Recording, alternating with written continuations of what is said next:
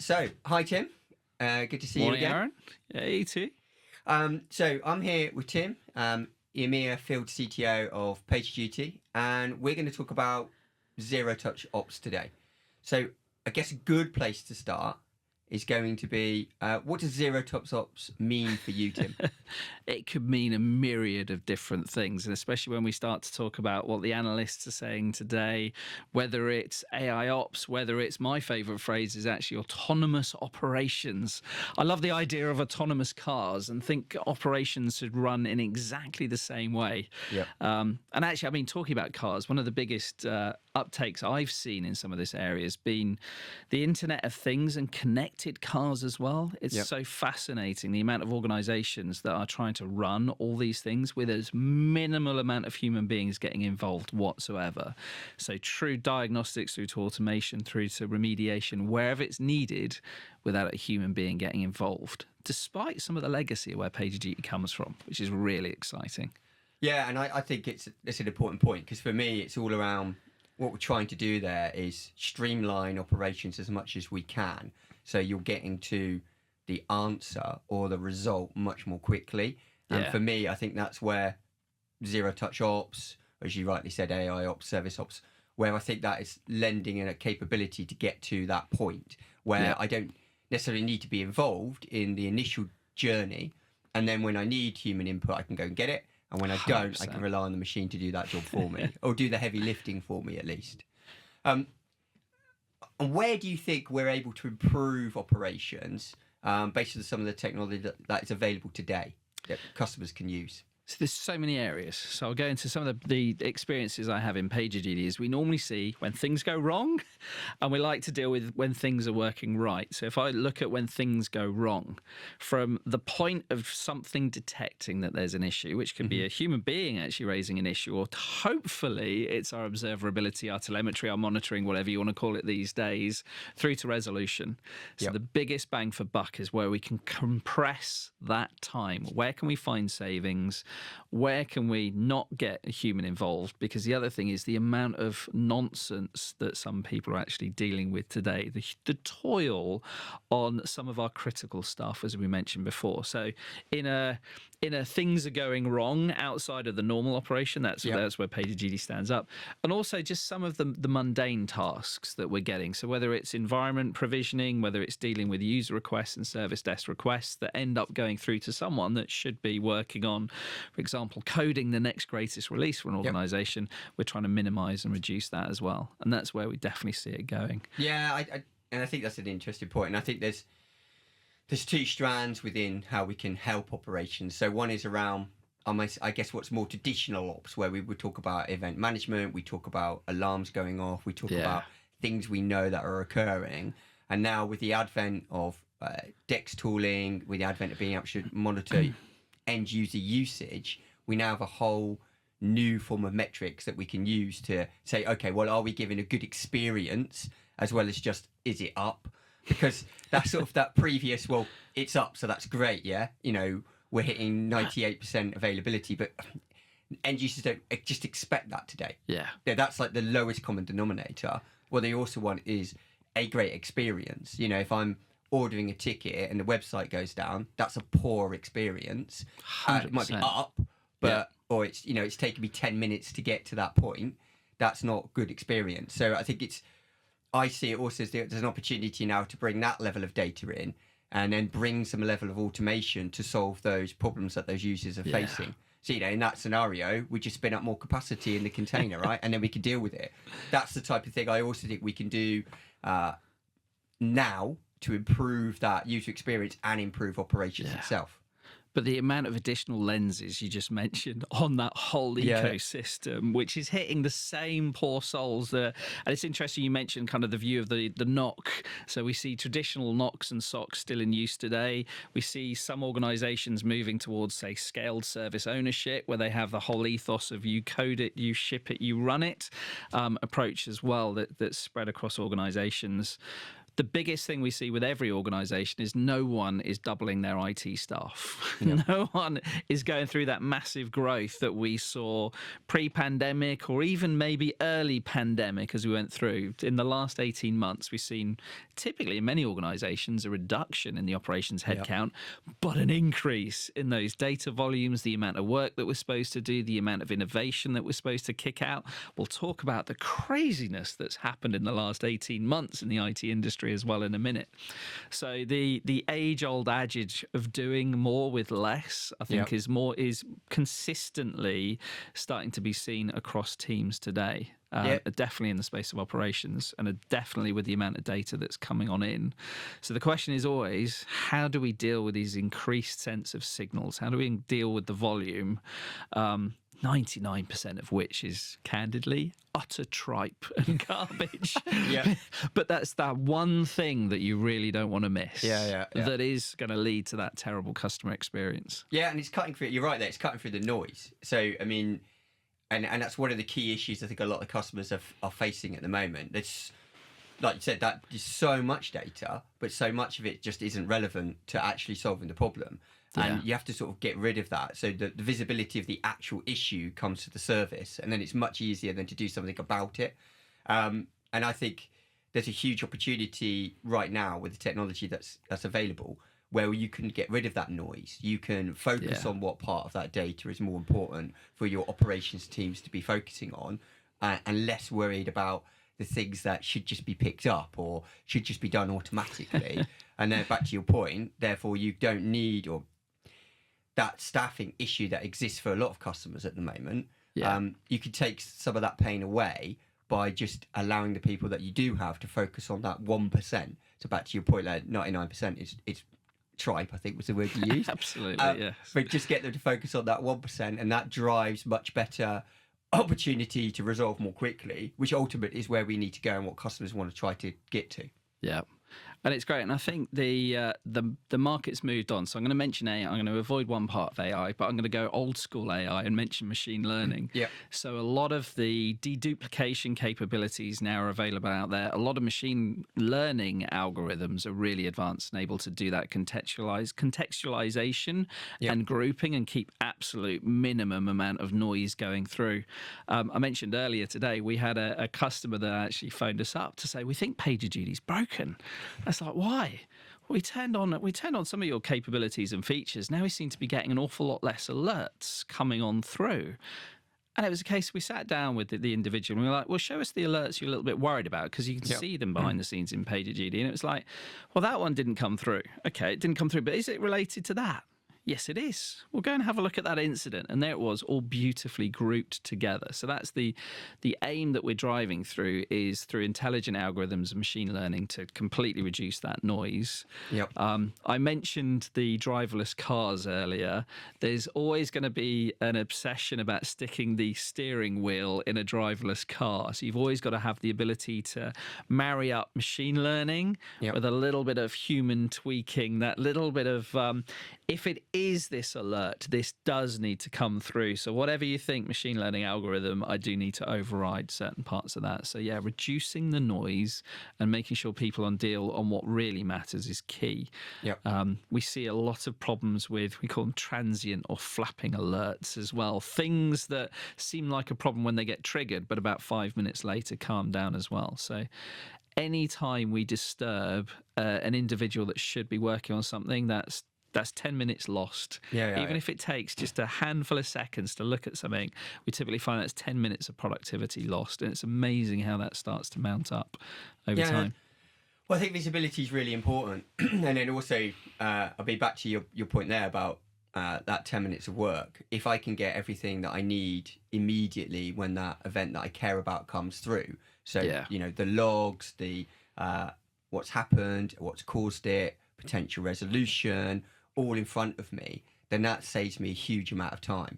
I think you mentioned earlier on about one of your customers that had that concept. Was it Zen 10? Zen 10, it is indeed.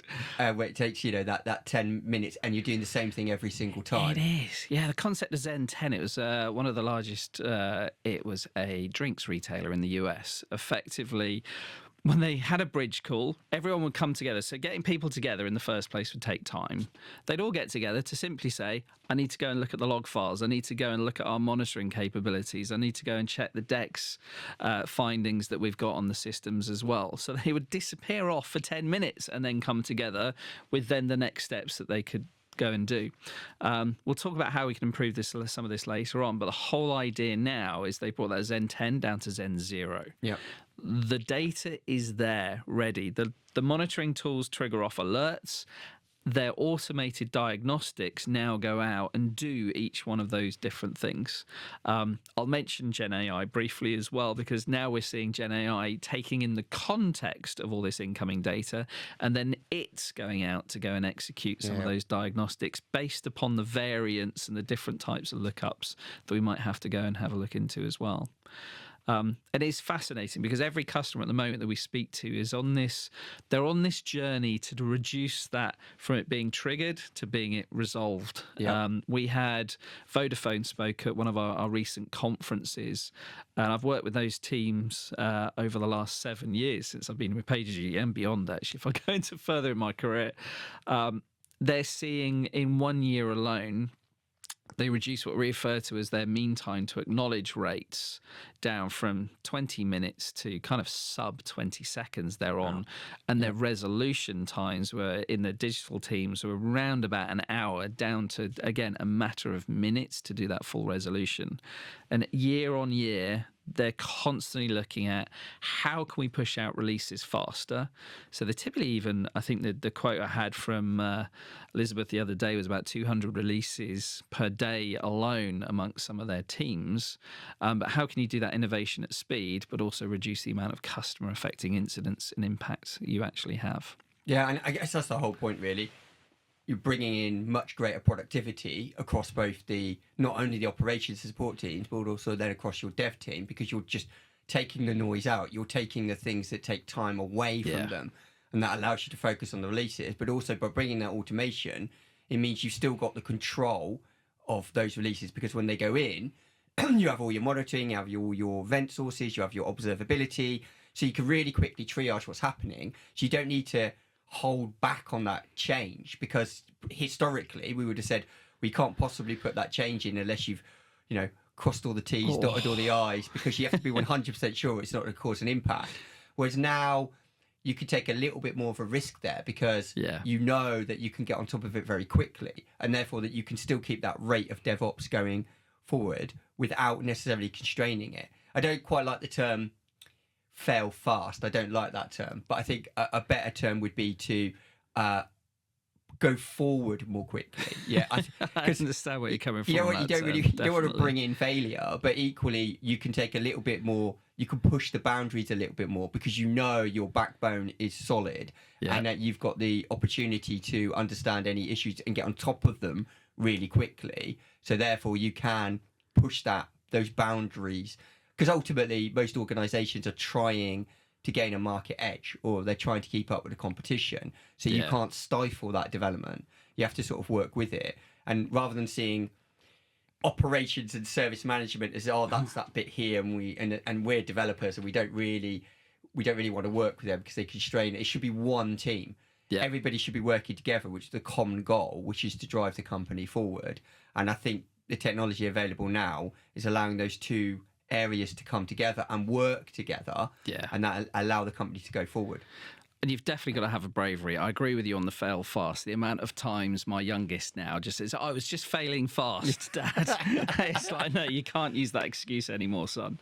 But it's impressive. So the amount of organisations that we speak to, enterprise organisations, is fascinating. And one I really like to tell the story about was TUI, large travel organisation. And again, they've been at the AWS conferences this year, talking about the journey they've done from a lot of legacy operations, just code and infrastructure as well, to a nice, clean cloud journey. So operating, if I can get the stats right, 400 hotels, 130 aeroplanes, and and Yasin corrected me the other day, 18, not 16, but 18 cruise ships as well.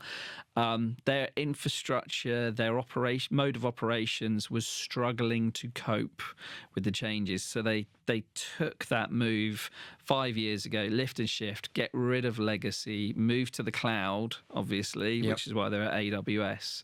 But the big thing for them was changing that mindset, changing the way they were doing things, moving away from, as I say, the old school legacy way of running operations and more of the scaled service ownership mindset, the transformation and the modernization that they had to go down of kind of maybe even looking at SOCs and NOCs and thinking maybe it's a bit old school. We need to transform to something a bit better.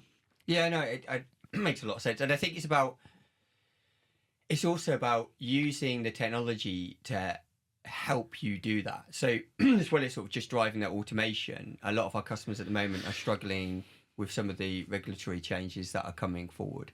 Yeah.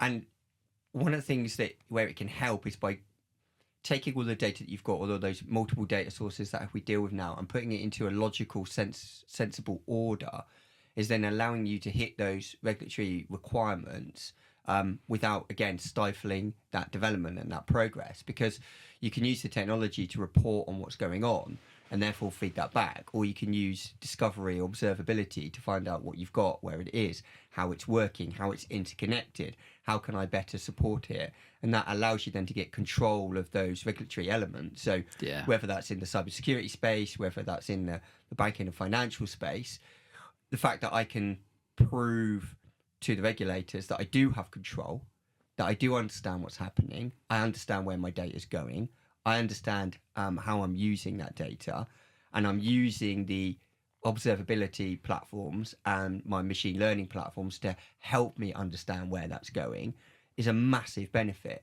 Because otherwise you're just bringing so much control that it's very difficult to sort of drive that forward. And when you spoke there about organizational change, it's trying to get that over as well to an organization that actually can be a bit more fluid. And there isn't any more risk coming into it, because we can control that risk using the technology that's available to us now, rather than having that as a sort of we're nervous to bring that in because it's sort of counterintuitive to what we're trying to achieve. Yeah, I got a few routes I can go down. One of my neighbours is a service desk. He's a head of operations, and then one of his classic side jokes to me is always, "Best way to get rid of incidents, Tim, we don't do any changes whatsoever." So he just wants to lock things down as much as he can, but reality is he really can't. And I love the fact you bring up some of the regulatory requirements that we've got. I always look in terms of when people look into investments in people, in software, and anything really, they look at the RCRs. Yep. Is there going to be top line revenue associated with it? Revenue, the R. Is there going to be costs that we can take out? So far, we've actually talked an awful lot of cost reduction. Yep. But you're right. The regulatory aspect or the risk aspect is something we're seeing growing a lot now. One I'm very fascinated in is DORA, so not the Explorer, and not to be mixed up with the DevOps research operations as well. But this is very much the Digital Operations Resiliency Act, which was introduced a while ago, and banks were supposed to move towards it, or financial services across the EU were supposed to work towards it.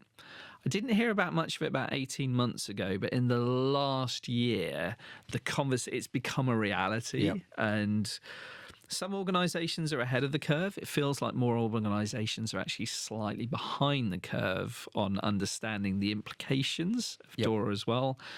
Another one, it's not just the EU, everyone's at it. For want of a better description, down in Australia as well, they have, it rolls off the tongue, the Prudential CPS 230. Nice. This is a very similar one to that as well. So we've been involved in quite a few consultancies with some of the largest financial institutions in Australia to make sure that they're ready for that as well. And I suspect all these regulations are going to start going around the world. Oh, without question. I mean, I think... whether you've talked about like NIS, which is coming up to NIS 2, is coming along this year as well. I think there's a huge amount of that control that's coming in.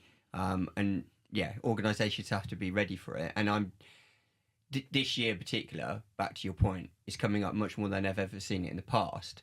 But we're just in a really good place where we've got that sweet spot of the technology available to us now. leveraging AI that we didn't previously have. So we've got a massive opportunity to really get on top of that. And we've been working with quite a lot of customers to use the technology in the right way to answer the questions that they're being asked. So to prove control, to prove resilience, to understand how they are maintaining and using their applications. Yeah. And there's a huge opportunity there to I think really help companies get to where they need to be in that space. It is, because the digital, we talk about the omni-channel experience. It feels like in a few years' time we're going to move to there's only really one channel that people are going to be able to engage an organisation in, and that's digital. Yeah.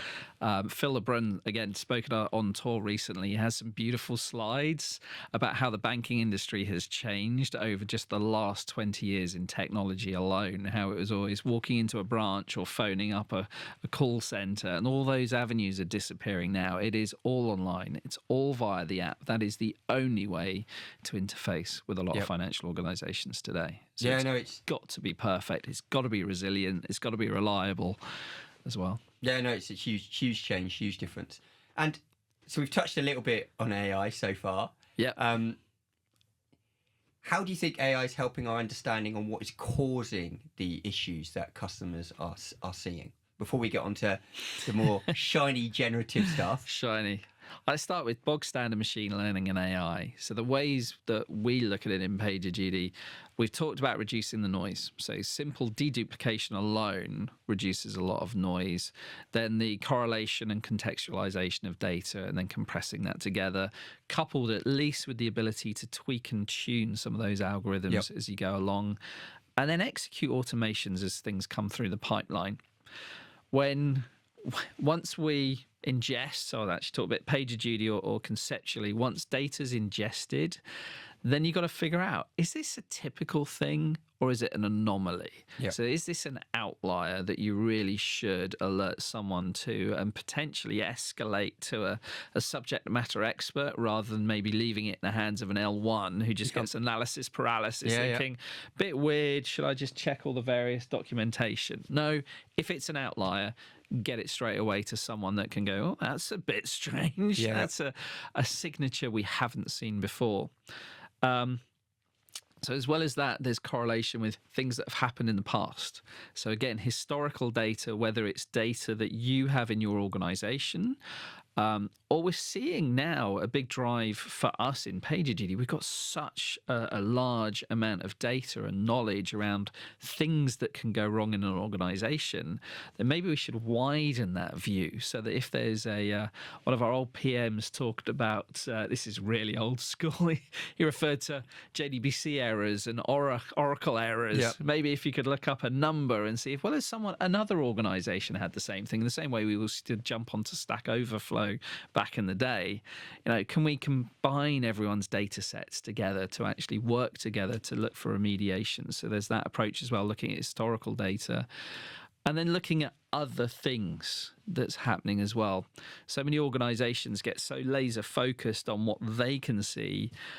Is there an outage or something happening on a third party provider? Is there a payment system that's actually having an issue?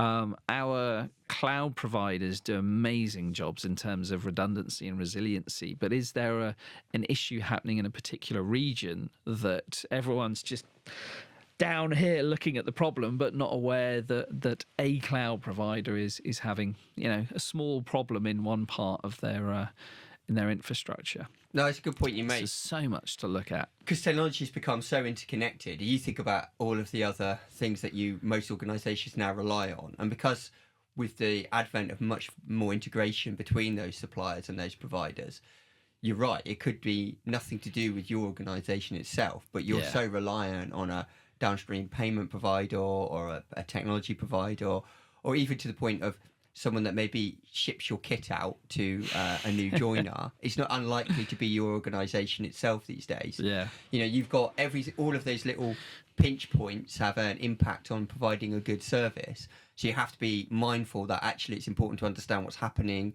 with your suppliers as well as with your internal IT organisation as well. 100%.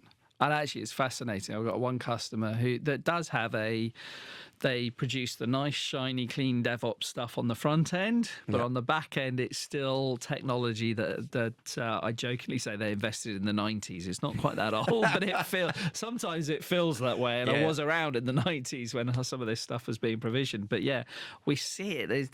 There's API calls that eventually leads back to potentially mainframes, God forbid, in some parts of some organisations as well. So yeah. Understanding on that whole chain where things could have gone wrong is vitally important. And we can't have this knowledge in our heads. No. One SME is unable to know the full end-to-end complexities of what's going on, which is why we still see to this day and age on critical Sev zeros, P1s, whatever your organizations call it, this huge amount of people joining calls. Yep. Just because you just want to start eliminating, and it's still the mean time to innocence as you go through, going through each potential part of what could be going wrong. That's a good way of putting it. Oh, it's a horrible term. I've been using it for years, but yeah. It's that rush to, it's not me, I'm fine. Yeah. Can I get off this call now, please? Yeah, no, it's a very good point. And I think also, back to that using historical data, another key aspect is if you could bring in previous changes and the outcome of those. So 100%. The incidents they caused or when they didn't cause it. I mean, because both things are equally important. There's no point over assessing a change if the last 20 times it's run, it's been perfect.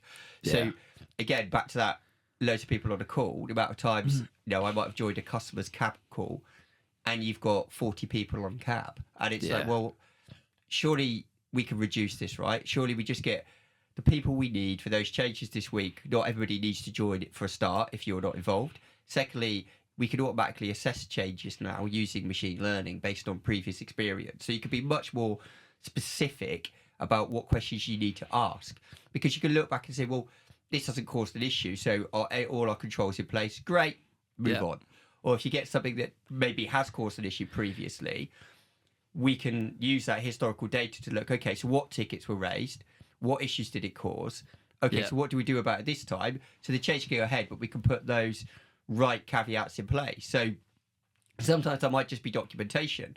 There's so many times where change goes in, you get incidents raised, but actually it's just because you've changed something, your communication was poor, and people are raising tickets because they don't understand what it is you've changed. That's a really simple thing to do. You improve the documentation, you make it more readily available, and therefore you just close that off.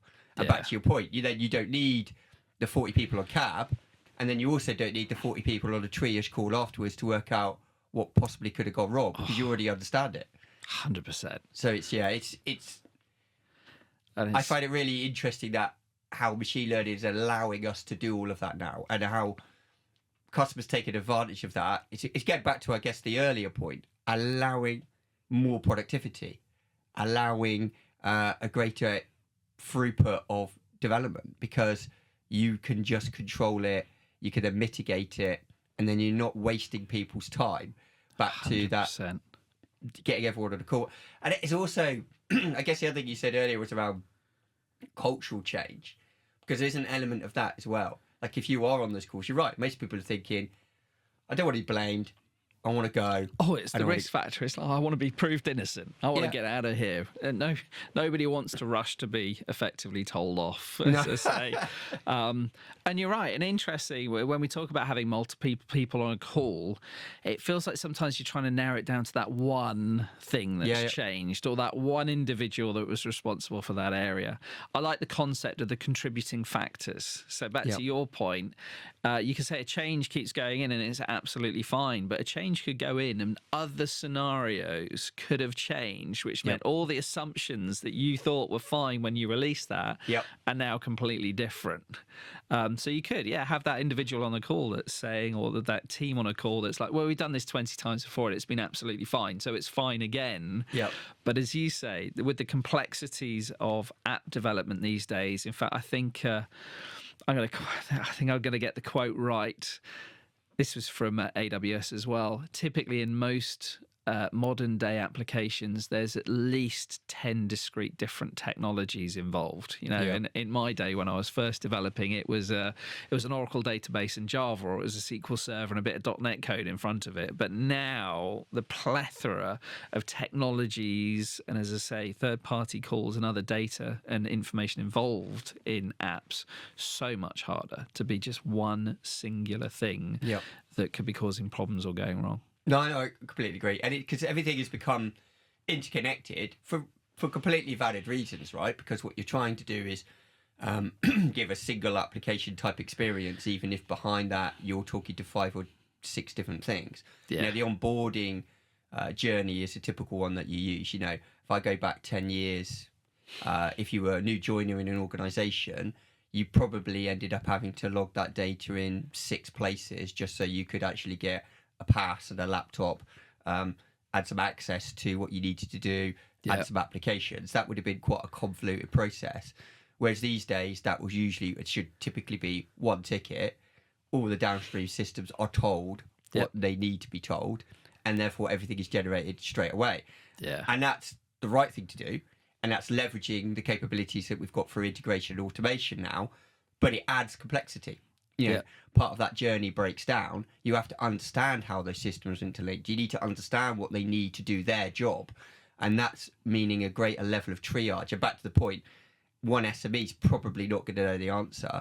So we want to try to use the machine learning to get to the right place, then go and find the SME for that area to join that call or join that escalation and solve that problem. And then obviously Nirvana is getting to the point, and I guess the concept of zero touch ops, the nirvana there is to say, and then the automation goes and fixes it. And I think that leads me neatly on to, I guess, the next point, which is we've spoken around what we can do or have been able to do for a number of years, actually.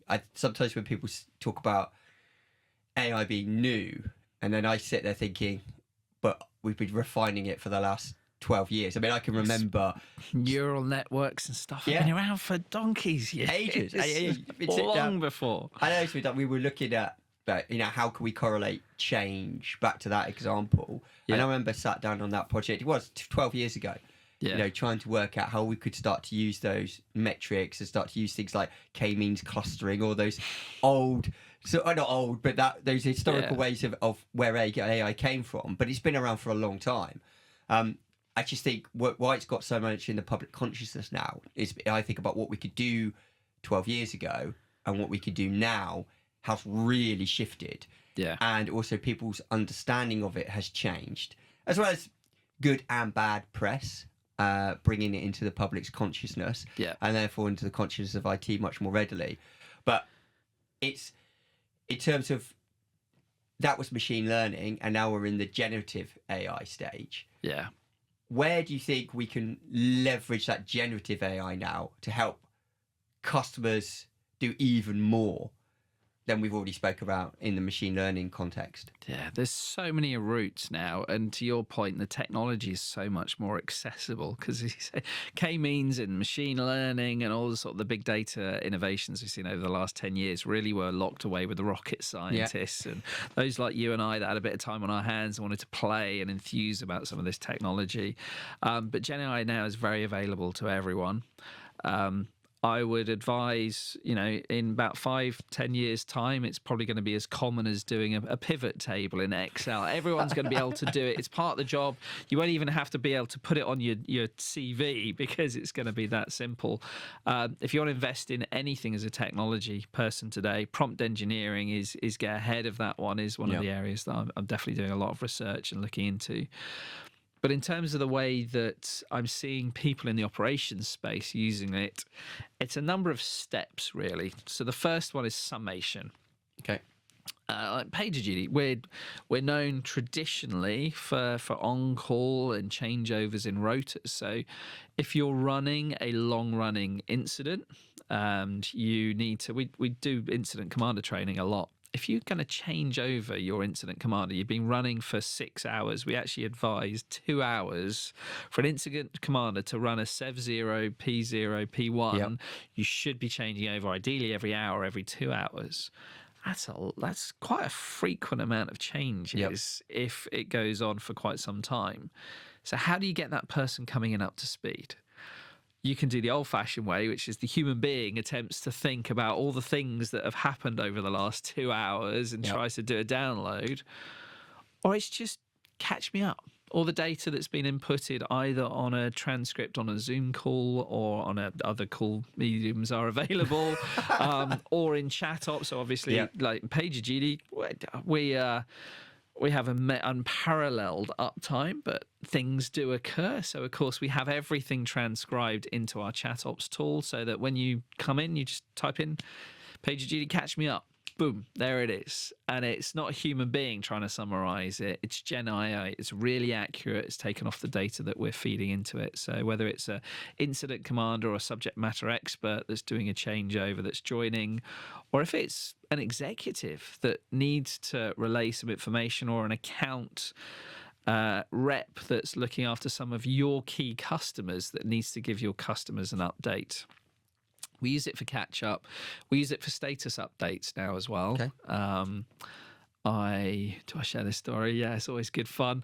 I had an organization that was using PagerDuty in pockets, and I mentioned earlier about front end was nice, clean data, and it was great new technology, and back end was legacy technology. That day or that week, we just onboarded some of their senior stakeholders into the system. Nobody told the individuals on the front line. So they're sending out status updates like the Muppets have mucked it up again. And that went to the main CIOs across the organization, which in the future, things like Gen AI could write a slightly more professional status update voice on two things. A, the information communicated to stakeholders is accurate and professional. And B, why on earth were developers in the first place context switching away from things they should have been working on to then just doing really mundane updates? You know, that what's going on, who's been affected, all that stuff can be fully automated as long as you've got the right data that's being fed in, as long as you've got the right prompts around it as well, so you're not getting complete hallucinations, which again is another thing that's coming into Gen AI. So that's 101 simple steps. The 201 I mentioned earlier, actually, the Zen 10 down to Zen 0. We go and run unobtrusive automated diagnostics, and it's typically the same scripts that individuals could do, or there may be variations upon a theme, and that's where Gen AI is great for that. So you can do really good variations on a theme without doing anything destructive whatsoever. Pick up scripts, a number of built into our core automation products. We've got the capabilities to do that now, and we've been using them live beautifully for about the last 18 months across a lot of our platforms to do diagnostics as well. And then that's before we start to get into the really exciting world of automated remediation, which is actually more intrusive scripts. It is. I've had a lot of people saying, no, I am not ready for that yet. I am not ready to write something or have Gen AI create something ground up that will do a restart or a simple, just reach into a database and remove some locks, or deletion of logs, or something slightly more intrusive. But I think it's coming back to that autonomous or zero-touch operations. It's not far off. No, I completely agree, and that's the bit that's really exciting. And I think sometimes when we talk about Gen AI and people get a little bit nervous around that, but in essence, a lot of what we could do with it is sort of what you would probably do with a script anyway. You know, at the moment, most organisations, back to your point about the nervousness, if you probably broke down what they do, it goes to someone in operations, they look at probably a predefined knowledge article, run this, run this, run this. The chance of that person completely understanding any downstream negative impact of that is probably quite small today. And they're still going to hit the button to run that because it's 2 in the morning. Going to do it. Yep. So in some ways, having Gen AI do it is less scary because it will be doing it based on a set of metrics that it can change and flex. So there's one area where actually there's an advantage of doing it. But also it's about once you get over that initial boundary of letting it do it, you can then see the benefit of it calling that automation or making some variance in terms of what it's doing. Yeah. And I think the other great thing is, even if you don't use it right now to run a fix or to try to resolve something itself, even if you use it to generate synthetic transactions to understand what's happening and where in the chain it's breaking. Stuff. Because it's great at doing that, and it can go and run that. It's not going to cause any issue, but the time it saves back to that point, back to actually that Zen 10, Zen 0 thing. If Gen AI is going to do that synthetic transactions for you, running all those tests for you, understanding where in the chain it's broken, then when it does come through to the SME, they've already got back to that point all of that knowledge. They can see, so Gen AI's run all of this, it's got back all of this feedback. Okay, it's that point in the chain that we've got the problem. It knows straight away. And synthetic transactions have been around for a long time, but I see that as this is a great technology to build that up really quickly, because historically, to build a script to do something synthetically took a long time, and there was always an argument which was, okay, so how much benefit are we going to get out of that versus just, well, let's just, when it breaks, we'll go and fix it. We'll go and have a look. Yeah, we can rush rather than wait for exactly. But now you haven't got that time to create it. Just let Gen AI do it, let it go, and it also gives you that confidence then that if it's understanding the right synthetic thing to do, well, then let it go and fix it. But you're getting that baseline that says, we know it's working, we know it's understood the problem, so therefore let's let it move on. And you're right, with all the amount of, you can put guardrails in with Gen AI. I think that's the challenge at the moment. Some of us are playing with it and we're leaving everything wide open. Gen AI, try and do this better. It's great. As I say, I've looked quite a lot into prompt engineering of late as well. And as long as you provide it decent guardrails and then deal with all the subsequent follow-ups as well, but put that in place, then it's a really effective way. And it won't go too far off the tried and tested path. And in terms of what you're seeing, customers using sort of PagerDuty's capability to automate from the point at which it sees the event and it's correlated it through to the point of generating resolutions. Are you starting to see a shift now in customers using that part of the technology much more than they would have done, say, 6 months to a year ago? Definitely now. Organizations are experimenting with it. And again, sometimes it's just due to volumes of telemetry. I hosted a panel on AI ops and automation of recently, and one of the fascinating stories was how they were using AI and Gen AI to deal with, this was a water company that was dealing with telemetries for leakages and those sorts of things as well. So dealing with those volumes of data, in fact, this scenario was actually getting field teams out before something springs a leak. You can't deal with those volumes of data without using AI and also kind of the Gen AI approaches as well. What we're seeing a lot of, we're seeing quite a fair amount of remediation in those companies with a lot of agility. Not as much in the enterprise space at the moment, but enterprises are definitely dabbling with the summation use cases, the diagnostics use cases, and the one I didn't mention earlier was the learning. So once you're outside of speed is critical, because that's the other thing about the life I deal with of incidents. Every second counts. And at the moment, I feel a lot of organizations aren't necessarily brave enough to take the training wheels off to do the remediation stuff, but they'll do everything else. But the one thing Gen AI can, again, really speed up cost and toil is that subsequent learning.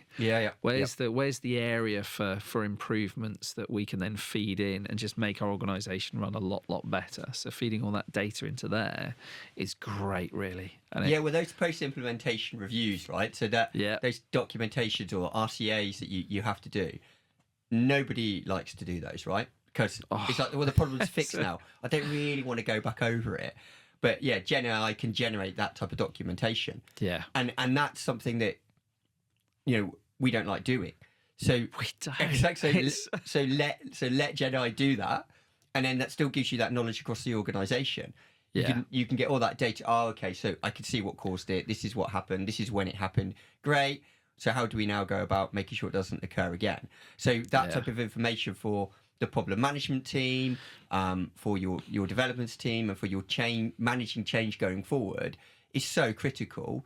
And at the moment, it's typically done quite poorly because it's like 100%. we're just back onto our day jobs again now. Oh, there's another instance come in. I haven't got time to go and review that. And a lot of organisations might not have a dedicated problem team that can spend that time going through it. Whereas, as we all know, the best incident or the best way to stop incidents is they don't happen at all, right? Yeah. So your problem function is so critical to getting rid of that. And I think Gen AI and AI generally can have a massive impact in terms of being able to understand what did happen and then allowing you to quickly put something in place to stop it happening again. 100%. And actually, I love the way you mentioned documentation. I'm going to do a plug for one of my colleagues. Justin has just released an article on using Gen AI for automation and documentation around it. So one of the things that's typically poorly done, people will put scripts and automation together. Goodness knows what this thing does, what it's designed for as well. So he's written something that basically will allow, and it actually, we published it on our open source automation as well, where you just run it across thousands and thousands of jobs and you get crystal clear documentation as to what the job does, why it does it, and every other bit of detail as well in there as well. Well, it's and a perfect use case, documentation isn't is tedious as anything. Exactly. Why are we making human beings do this? Well, it could just be eradicated overnight. Exactly. And then you have that, by generating that knowledge and that documentation, you can then empower your operations team or your service desk team to do a lot more because the quality of the documentation is much greater. Yeah. And therefore that concept of shift left, if you like that term or not, but that I prefer the augmented engineer was one of those ones. We're raising what we're doing rather than necessarily shifting or lowering. We're making ourselves better. It allows you to do that much more quickly. And it's just taking away that low-hanging fruit. As you said, the toil that people don't like to do. Well, let's just get something else to do. I mean, I use it all the time because I don't really like doing documentation. It's not fun. I would rather be learning something new or doing something that's much more exciting. And actually, that's what I should be doing. Right? That's where, people can add value to organizations. That's where, I think it was a quote actually at the Pagerduty event where somebody said about, are you worried about how AI is going to, replace jobs or take things away? And I think the answer to it was, well, I don't see that. You need to understand it, but if you understand AI, then you can work with it, and that's what we should be using it for. So you're using it to help your day. It's not going to replace people, but it should allow us to work in a better way and in a more efficient way. And actually, if you use it in the right way, it can make your job much more enjoyable. I think at the times where I'm using it, it's mostly to take away the stuff I don't like doing. And there's so much opportunity to do that now. And then it allows me to concentrate on the things that I do like doing, which is, designing new architecture, coming up with new ideas, coming up with ways of solving problems. And then I can let the machine behind me make sure that everything I've done historically is documented and it's up to date. 100%. And back to that, hitting that regulatory standpoint, if I can use it to do some of the regulatory stuff, brilliant, right? It gives me one less thing to do. Feels like all the Friday jobs. We're all guilty of it. We've all got the list of nonsense. We'll just do it on Friday. So if we could just do these little bits using Gen AI through the day, that's just great. I'd love, on a complete tangent, I'd love to see across organisations who's actually using it. I bet there's a myriad of amazing use cases that's just springing up through, as I say, non-IT individuals that have just got ChatGPT and mucking around with it. I think there's a lot of that, and I think again back to say you can put guardrails around it, so you can sort of let some of that innovation come forward without it necessarily causing an issue within organisation with the company, and also I think organisations now need to be thinking about how they're going to govern it and how they're going to control it, but still allow it. I think sometimes we're quite guilty in the IT industry of bringing in governance too late and probably therefore becomes quite heavy-handed. Whereas I think if you get on top of that change now and you start to say, okay, so where are we going to use it? Where is it going to add value? What is acceptable? And you push that out immediately. You almost still allow that organic innovation to happen, but you've got enough control around that. So when it does grow, people are already aware where they should and shouldn't be using it and where it makes sense for that organization. So I think customers need to be starting to, rather than try to ignore it and say, well, we know it's coming, but it's not quite, get on top of it now, because it will come. It is coming. Yeah. And therefore you already have the right framework for it, and therefore you could just leverage what it's good at. 100%. And it's great. I think it's a brilliant disruptor for the IT industry. And you and I can have maybe a call or a conversation outside of this about its impact on the music industry and more creative mediums as well, which is a conversation we'll probably avoid for now. Yeah. But that's the area of concern I think most people have got. Yeah, no, I agree. And bringing that all together, so 100%. Obviously today was about zero touch ops, and so we've sort of spoken about how you can get there using an element of machine learning, an element of event correlation, moving into Gen AI. Yeah. But ultimately, where are you seeing customers using zero touch ops now and today? Automation is key. So I'm going to say automation is definitely not a new concept. It's been around since the first industrial age, but we've seen an acceleration of IT automation. And you can't do that without ensuring that automation is fed meaningful signals, data that makes sense, data that's data that you know about, data that's predictable, or in some cases data that's unpredictable, but you're able to respond to it in a meaningful and sensible fashion. So that's where we're seeing it, that combination of AI, automation, overlaid with one area we haven't really covered upon is the amount of stats that you get from different people about how the percentage of things that are found by a human being rather than telemetry or observability or those sorts of things. So how do we make sure we're bringing that data in, the human element of data, our customers' data, combining that, and then automation wherever we can to reduce that toil. And I think I was talking to customers recently, and one of the things they'll often talk about is that, is zero touch operations genuinely possible, right? Because there's always some skepticism around that. Go to San Francisco, you see the Waymos driving up and down the streets. Some of my colleagues in Terra have had some terrifying experiences in them, and some are saying they're amazing. But if they can do it. Yeah, and I'm of the similar mindset. I mean, I think it's definitely possible. Yeah. It's coming, and we get to this point of self-learning, which has been around for a long time. Like, can we get to that stage? Can we get beyond the sort of reactive, proactive It's got to be into done. the point of self-learning? And I think the answer is yes. Yeah. I think we can. What human being today, and I'm sure there are many that like this as a role, but we quite often use the term keep the lights on. Yeah. Who wants the job of basically keeping the lights on versus the job of innovating, of creating more, about helping your organization move forward, about helping your money, as I say, your organization increase revenue, reduce costs, or reduce risk. That's going to be the focus, not just keep the lights on.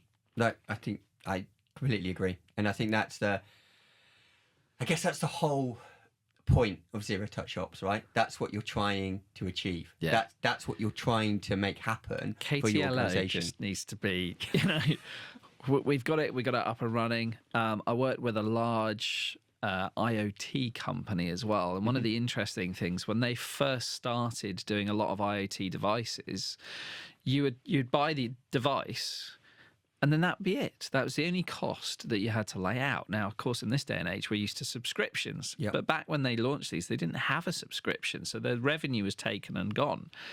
So how long do they keep this? In this case, it was webcams, dehumidifiers that were plugged in as well. How long do you guarantee that thing is going to work on the internet for?